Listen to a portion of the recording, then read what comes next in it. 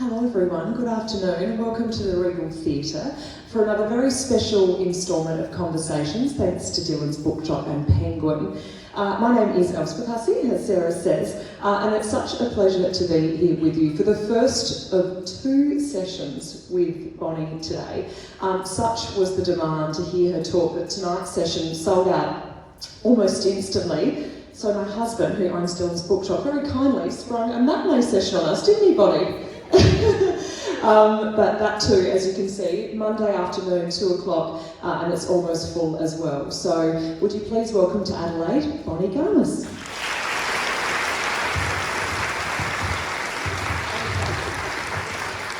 Welcome, Bonnie, your first time in Adelaide. I am so delighted to be here. I can't tell you how many times I've wanted to come to Australia, and to start here is really special. First time in Australia, and your first stop is Adelaide. Yeah. Tell us, what are your first thoughts? You've only just flown in. And what are your first thoughts? Well, it was raining when I got off the plane, and my very nice my publicist said, "Oh, it's raining," and I said, "You know what? I'm from Seattle. Don't worry about it." No, it's lovely. It's really beautiful. And now the sun is out. It just looks so wonderful. All of my American friends have apparently moved to Australia, and so on this whole tour of Australia, I'm seeing a million friends. Good. And we know that you're heading off to Melbourne, Brisbane and Sydney, and you're even going to squeeze in a few rowing sessions. Yes, apparently. A couple of 5 o'clock sessions on the Yarra in Melbourne. I know. You must really love rowing. I do love rowing, but you know, these rowers aren't doing the events too, so they're, but I'm very glad to be rowing in Australia. I think that'll make it really extra special. Perfect. We'll talk a little bit more about your trip here, but first, did you ever think in your wildest dreams when you were writing Lessons in Chemistry that you would be touring the world months and years to come?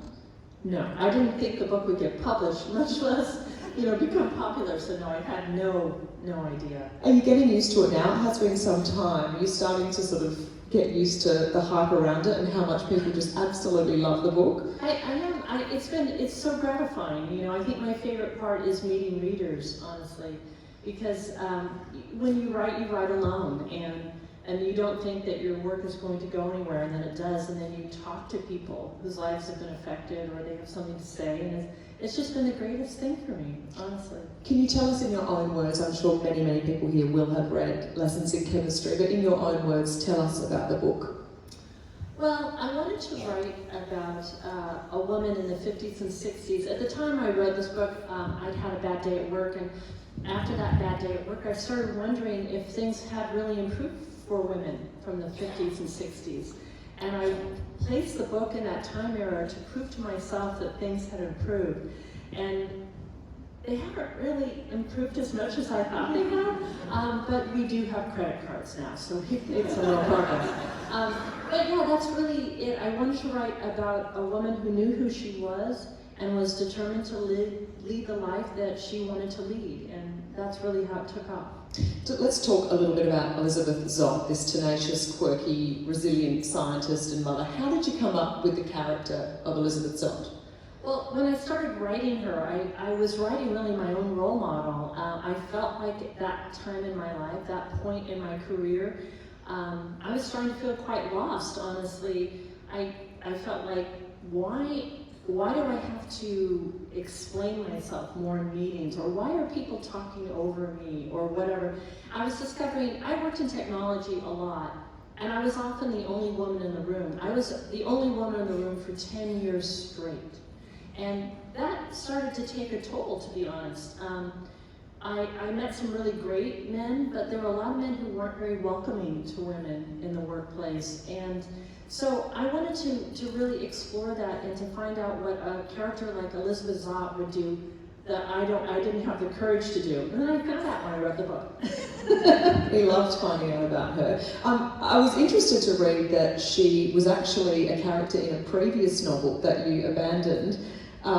Just tell us more about her journey. What would she have been in this other novel? What was this other novel going to be about? Well, the other novel, actually she was only in there for 3 sentences. And in that novel, I had very briefly mentioned this woman, Elizabeth Zott, and I said that she was a chemist and she had a TV cooking show and she hated it. And that novel was actually about Madeline Zog. She was the main character. She was grown up. She had a daughter of her own. And then I made this mention of her mother. And actually, it turned out that even though I abandoned that novel, I'm really glad that I worked on it back then, because knowing who Madeline was as an adult, it made her really easy to write her as a kid. That's so fascinating. She's in this is Elizabeth, it's in the 60s, she's in a science lab, and she's frequently undermined and exploited and sexually assaulted even. What sort of research did you have to do into sort of workplace practices back in the 60s, even into science labs? What sort of research did you do? I read a lot of books. You know, I didn't realize at that time, in the 50s and 60s, at least in the United States, it was one of the most depressing eras for women in the world. I mean, in the United States. They weren't able to do anything except be a homemaker. If they did work, they only had a choice of a few jobs. They could be a nurse or a teacher, but they really were limited. And I lived in a neighborhood of moms like that, and there was a lot of frustration from those women, which I have to be honest, I didn't understand what they were frustrated about. And then as you grow older, you go, oh yeah, now I get it. And so that's really where the whole idea sprang from. I thought about my mother's generation as I was writing it, and it really came home to me suddenly that none of these women got to do what they had really wanted to do. I mean, they loved us to a point. I grew up in one of those neighborhoods where everybody had 5 kids, and we were just running wild all the time, and mothers would yell, you know, across the neighborhoods for their kids to come home. And, you know, but that was it. All our mothers did was cook, clean, and make our clothes. And I'm just going to read you this quote. This is from a New York Times review, and this is very honest. So it says, "The lessons in chemistry will make you wonder about all those real-life women born ahead of their time, women who were sidelined, ignored, and worse because they weren't as resourceful, determined, and lucky as Elizabeth Zott. She's a reminder of how far we've come, but also how far we have to go." And I was reading that you, as you researched the novel, you were thinking about your own mum, who, correct me if I'm wrong, was a nurse who became a homemaker, and you were sort of wondering maybe what her ambitions might have been, or what her friends' ambitions might have been. Yeah, no, it's really interesting. Since the book came out, some of my mom's friends are still alive. My mom has passed away, but some of her friends are still alive, and they've contacted me, and they said, one of them said, I want to be an astronaut. You know, she said I was really, really good at physics. I have a degree in physics. I've never told anyone I have this degree. You know, she's 95. I couldn't believe it. But yeah, there were a lot of women like that. My own mom was a nurse and used to tell us every day about her career as a nurse. And I have to tell you that we 4 kids didn't take it seriously. We just like, yeah, nurse, never doing that. But after we all grew up and left home, my mother went back to nursing school. And she was in her 50s, and she was sitting in a classroom full of 19-year-old students. And she renewed her license. And in the very first year back at work, she won Nurse of the Year at the biggest hospital in Miami. And then my mother went on to be the very first nurse volunteer to handle the entire AIDS ward in Miami. She was the only nurse to volunteer. And I went to pick her up one night at work. Oh, thank you. She was incredible. I went to pick her up one night at work, and you're not allowed, at that time, you weren't allowed up the AIDS floor, but my mother always said, that's not how you get it. And so I went looking for her, and I found her in a room. She was reading Robinson Crusoe to all these men in these hospital beds, and she was holding this one man's hand, and he was blind by that time. And I listened to her read, and they're all listening to her, and at the end of it, this young man, he turned to me and he said, I know that this is your mom, but this is our mom too. And they had all been abandoned by their parents. Yeah, it was really fun. Anyway, I was very proud of my mother. Yeah. I'm sure many people here would have had mums who raised children during this time, this era. I heard someone describe it as like the Mad Men, Betty Draper era. It did make me think of my own grandmother, who, was a very intelligent woman, but raised 3 children, and her place was largely in the home. And up until she was 93 and riddled with arthritis, she'd still hobble into the kitchen to make my grandpa, who was really able-bodied, a sandwich, and she'd hobble it back on her walker into the lounge, and my mum, who will be coming to tonight's session, would be furious and say, "Mum, Dad can do that," but she wouldn't let it happen because that was the time. That was her role. Yeah. Exactly right. And tell us a little bit about, even as a child, you were talking about some of the things as you researched this book. You realised things have changed because there were things that you couldn't do as a girl. For example, you couldn't join the Little League, do a paper round, or join the audio visual club. Someone said girls are no good with film projectors, but I mean, obviously. Well, my father coached Little League. Now, my parents had 4 girls, and this was a huge disappointment to my dad, who was super athletic.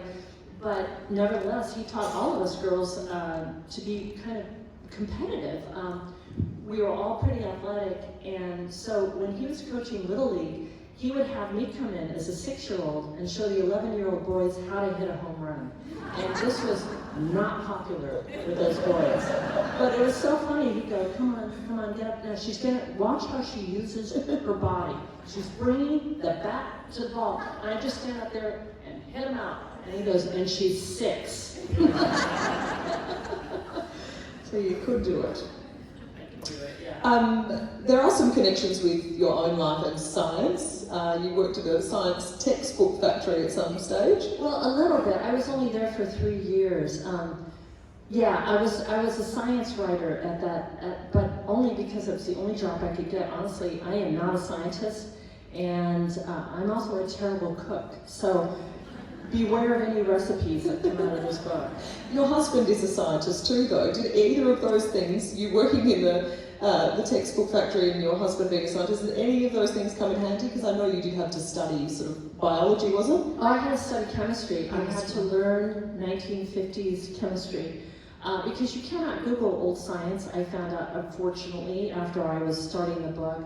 And so I did, in fact, buy a book off of eBay and teach myself 1950s chemistry, and I had some major accidents in our flat in London that required the arrival of the fire brigade twice. And you were doing the experiments as yeah, well? I really wanted to. In my defense, I only did them when my husband was out of town. But yeah, I really wanted to really understand the science and sort of get into Elizabeth Zott's head. But I did have a couple of experiments that got out of hand. And they're so polite in London, probably like you guys are too, you know, they're like, oh, that's okay, and they spray down the whole flat. But when they came the second time, which was just, I don't know, a week later, the fire brigade captain said to me, you're not conducting chemistry experiments in your flat, are you? And there was a big book out that said chemistry experiments. And I said, well, sort of. And he said, I don't think that's a good idea. And I said, well, we're renters. And he goes, oh, okay.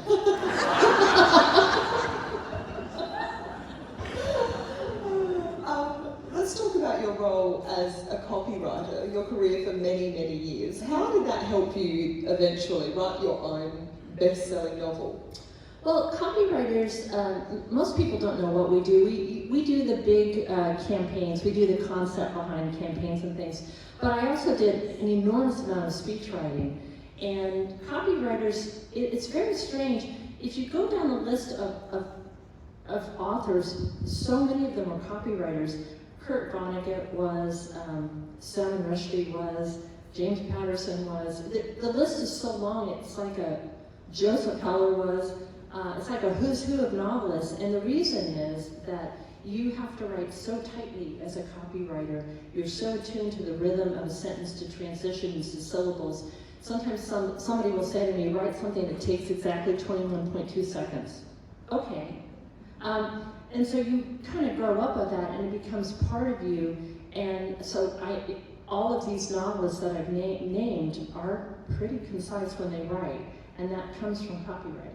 And I do think Lessons in Chemistry is succinct. It's not fluffy. I don't like description very much, and my editors were begging me to put in physical descriptions of people.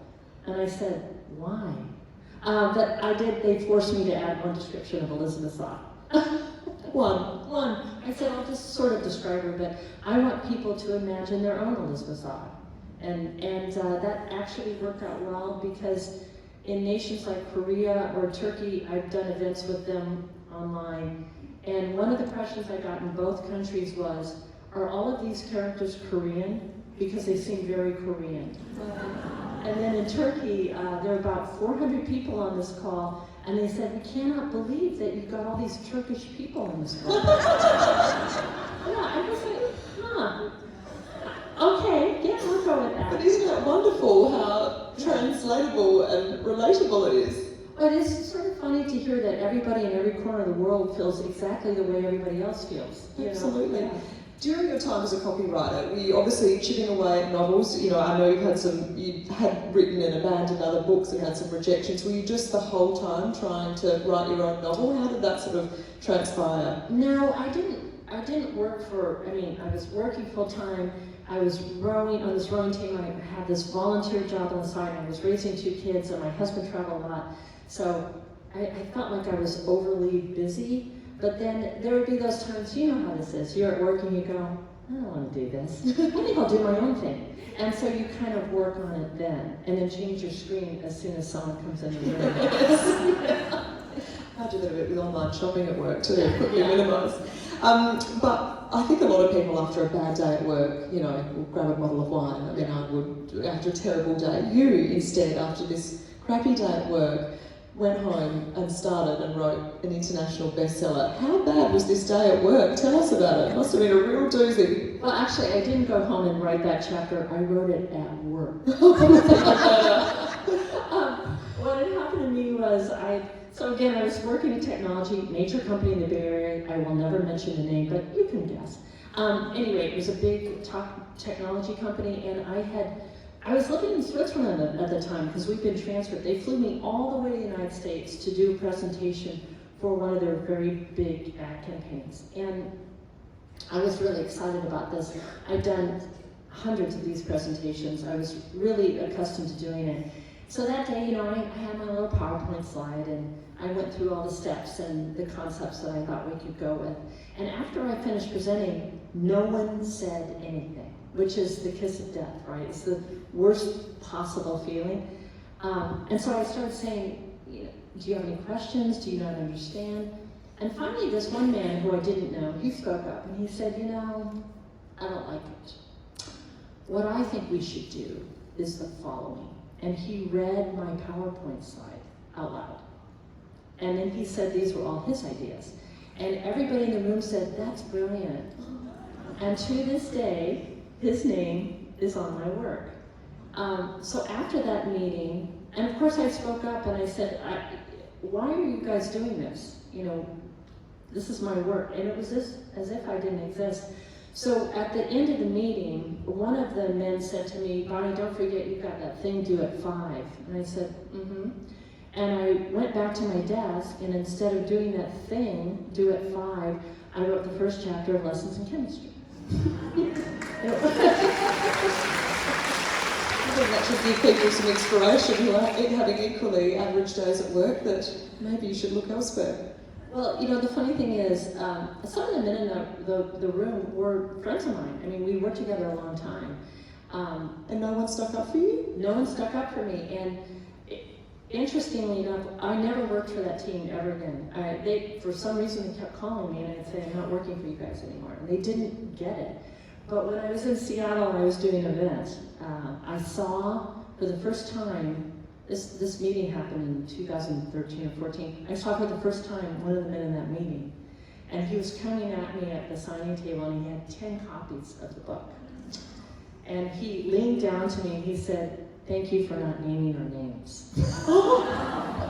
So he sort of knew that... He knew. Well, as it turned out, he told me later, he said, I went home that night. I was so ashamed of my behavior. He said, I have 2 daughters, and I was sitting there reading them a bedtime story, and the story was, you can be anyone you want. And he said, and I was such a hypocrite, and I never called you, and I never apologized, and so I bought 10 copies of this book for everyone in that meeting, and feel free to sign whatever you want.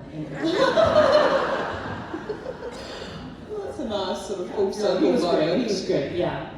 When you eventually had the final copy of the book and you put the feelers out, you said those sort of few weeks as publishers were sort of fighting to publish your book were just surreal almost, and you would wake yourself up in the middle of the night to go check your computer that it was real. And you said one time, as you got up, your husband pulled you back down and said, "Let me save you the effort, it's real."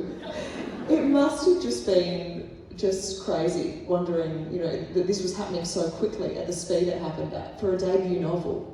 Well, it was strange. My agent, before she was going to release the book to the Frankfurt Book Fair, which is how sometimes books get discovered. Not always, but she'd also released a lot of books, as all agents do, that do not get picked up by any kind of publisher.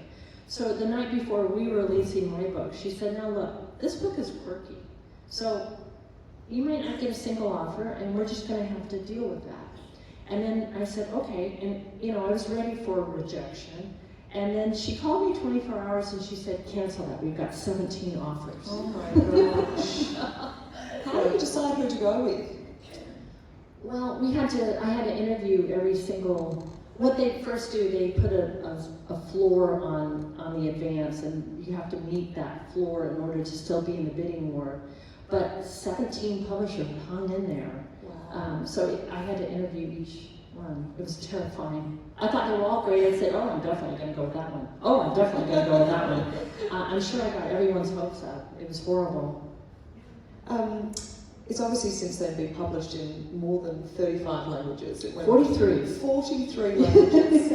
What I thought was really interesting was some of the different colours, and it's probably going to be a bit tricky for some of those people at the back to see, but the very different interpretations of different covers. This one here is sort of almost like a wartime looking black and white sort of cover, very pared back. That was the German cover. Yes. You love that one?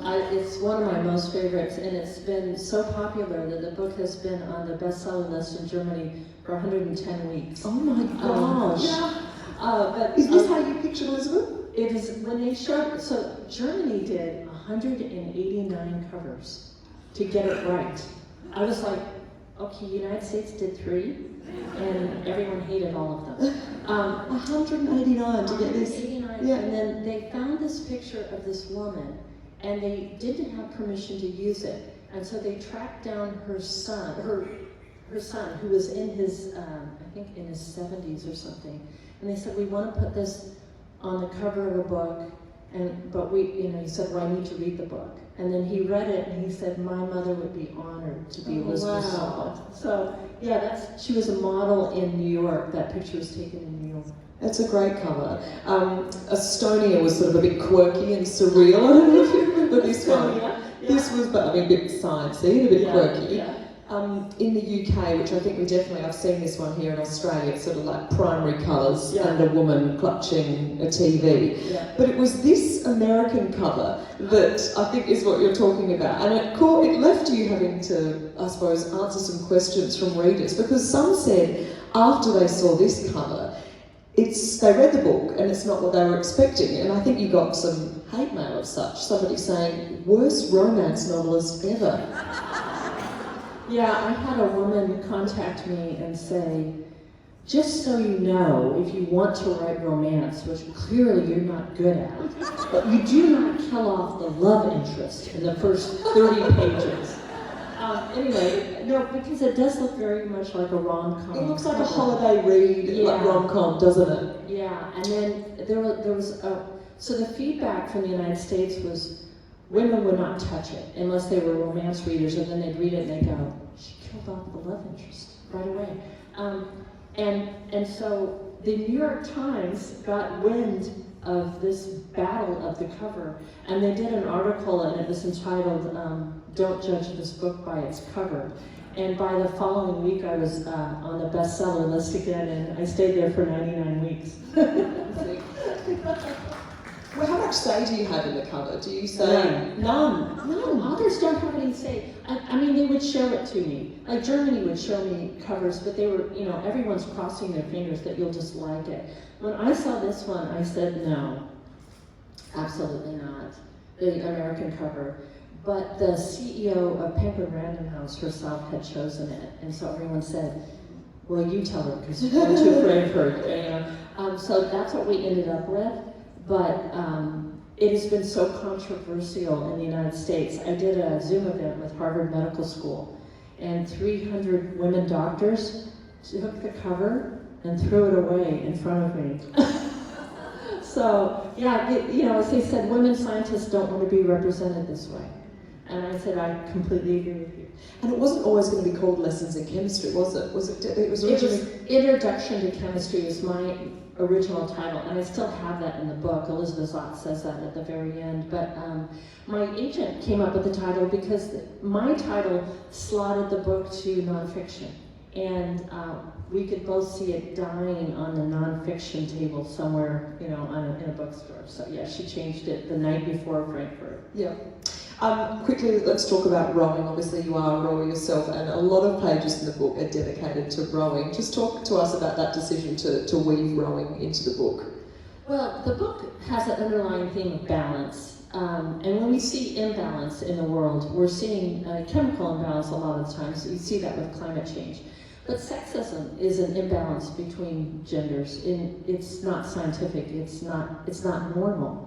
We've normalized it in our society, but in fact it's not normal. And so the theme of balance was really important to me, because chemistry, you cannot have an unbalanced chemical equation. It does not work.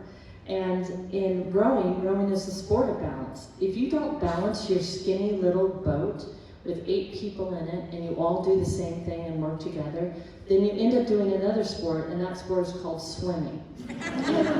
And then, for me, there's a balance of dark and light in the book. And so I really want to get across this idea of anytime you see things that aren't working in the world, then you have to look and see, is it a balance issue? And certainly with sexism, it's a balance issue. And we can solve this issue. Fingers crossed. Let's talk about 6:30, the wonderful dog. Some of the pages are sort of narrated by 6:30, and you did have this family dog called Friday. I love that name.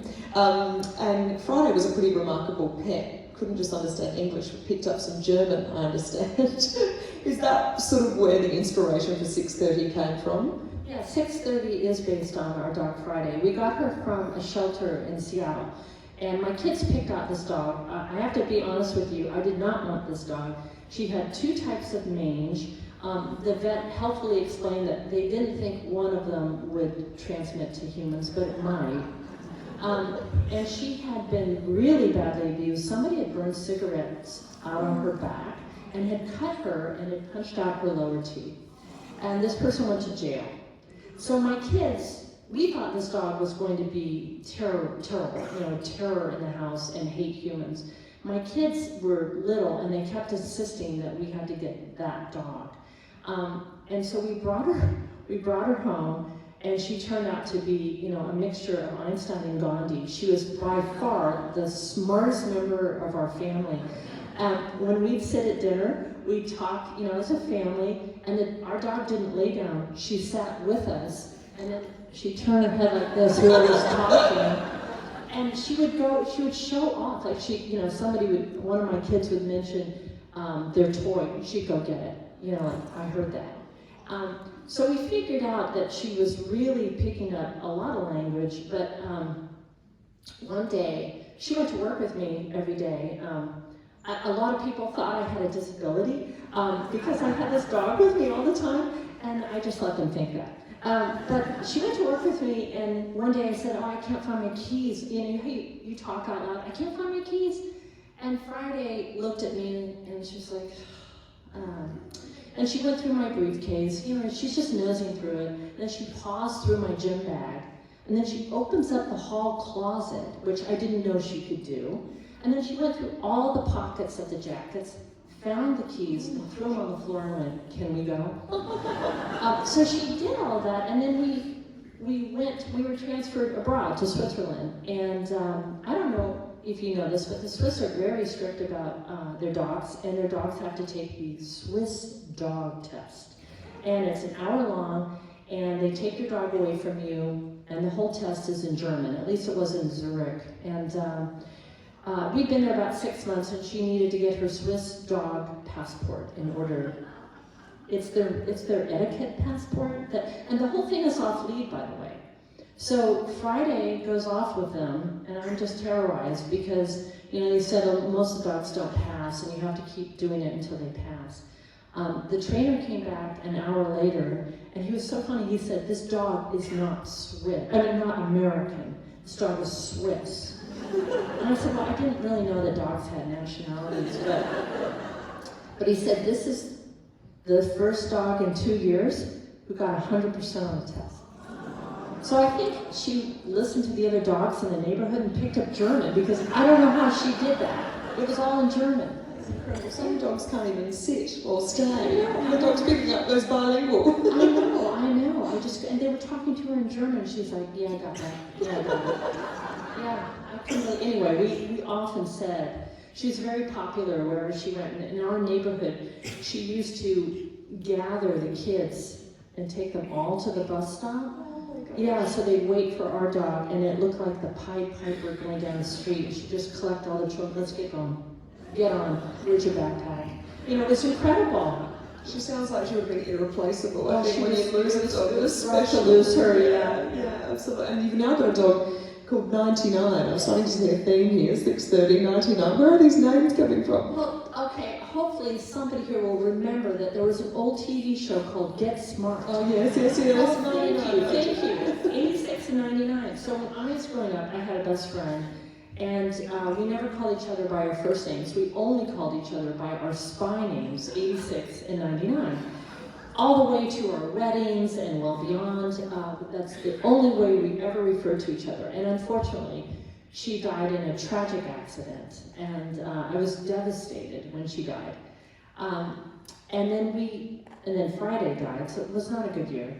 And then we got a new dog, a new abused dog, and I said, to my husband, "Do you mind if I name her 99?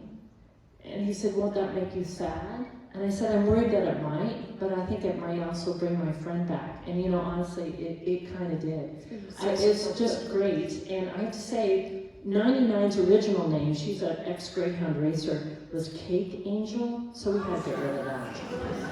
And the first time we said 99, I swear to you, she's like, "Yes." So, yeah. So grateful not to be called Cake Angel. She clearly didn't like Cake Angel.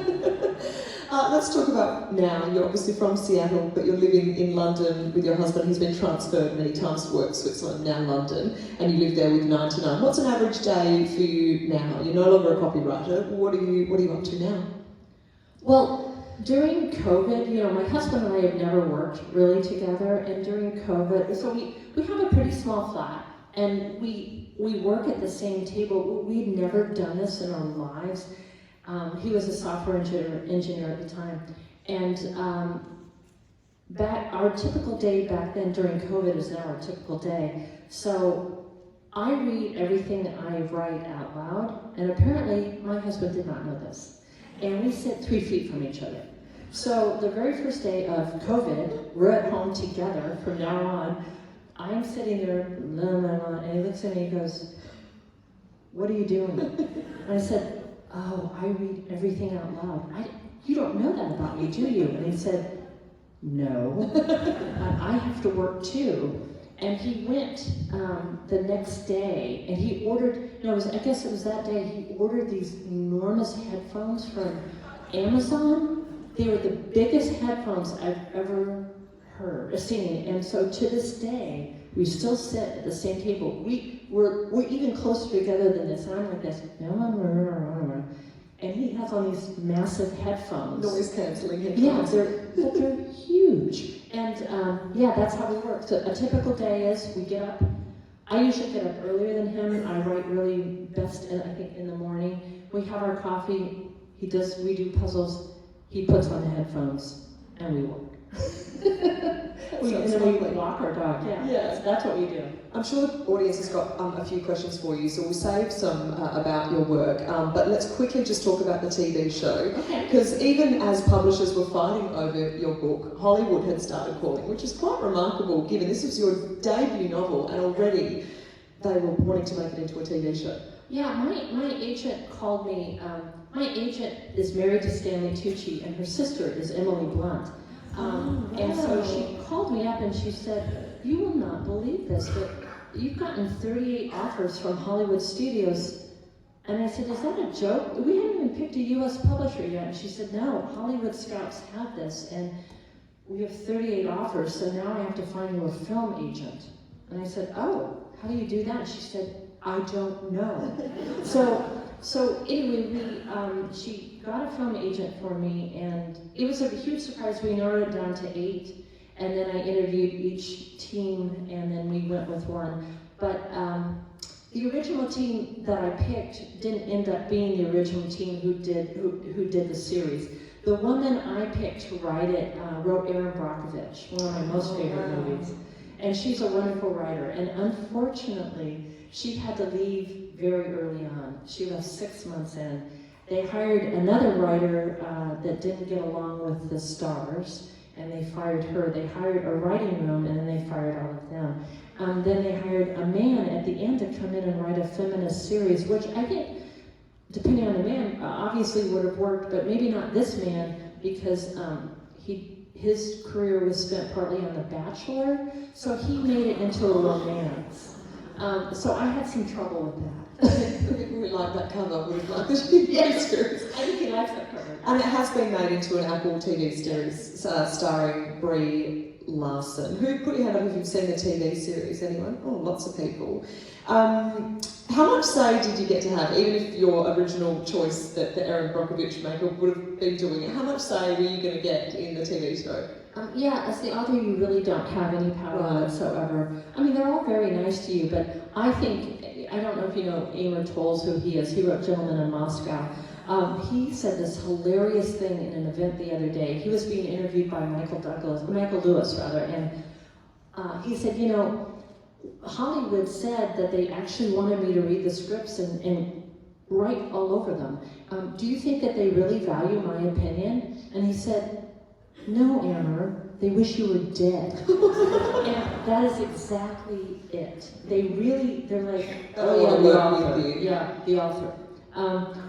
But having said all that, they were really great people to work with. But I think in Hollywood, about 5,000 people work on it. Everybody has an opinion, and it just seems like a very difficult place to get any work done. Yeah. There were some quite obvious differences. I think one of the things I picked up on in one of the first episodes was, or in the book, we meet Elizabeth Stott's friend and neighbour Harriet, who's in this miserable marriage to this horrible man. But in the TV show, Harriet, at least to what I pictured, she's younger and African American with 2 children who's sort of pursuing this sort of social justice causes and career, which was really different, I thought, to what your book was. Does that annoy you? Does that sort of make you go, "Oh, that's not what I had planned"? Or do you just have to roll with it? I think they had really good intentions, but I think, when they talked about making Harriet black, I said, that's fine, but let's get Viola Davis. Let's get an older black woman. In fact, I think that could be really a wonderful thing to do. And they went, no, can't do that. The problem with what they did was, back then, Jim Crow laws in the United States were law. The neighborhoods were segregated, schools were segregated. And so it's just the strangest thing that they did it this way. A woman would have never gotten that job if she were black in the United States in the 50s, and her husband would definitely not be the Surgeon General of the Army and be black. It wouldn't have happened. And so there was 2 of my in-laws, my brother-in-law and the sister-in-law are black, and when they saw the series, they said, "We're so mad because this is made-up history." It was actually much tougher for black Americans back then. And so that was a problem for me too, but as I said, they wish you were dead. Was there anything else that you didn't love about it? Was there? Oh, I did not like what they did with 630. I knew that was going to be hard for them to figure out, but they got a Labradoodle, and they didn't get a skinny, ugly dog. They got a Hollywood dog. They got a Hollywood dog, and they made him into a pet. But the worst part for me was a lot of the science was incorrect. And so scientists from all over the world were very excited, especially women scientists, to see the series. And then their hearts were broken to see a woman scientist getting science wrong on TV. And that was really hard. And we wish you all the best, and we can't wait to see what you do next. And obviously, I'm lucky enough to be chatting with you again at 6 o'clock. But for everyone else, thank you so much for coming out. Bonnie will be signing some books here, and there's available to purchase. They're copies of Lessons in Chemistry, and she's also pre-signed some copies as well, just for speed, and if you're in a rush to go off. So let's put our hands together for Bonnie Garmus. Thank you.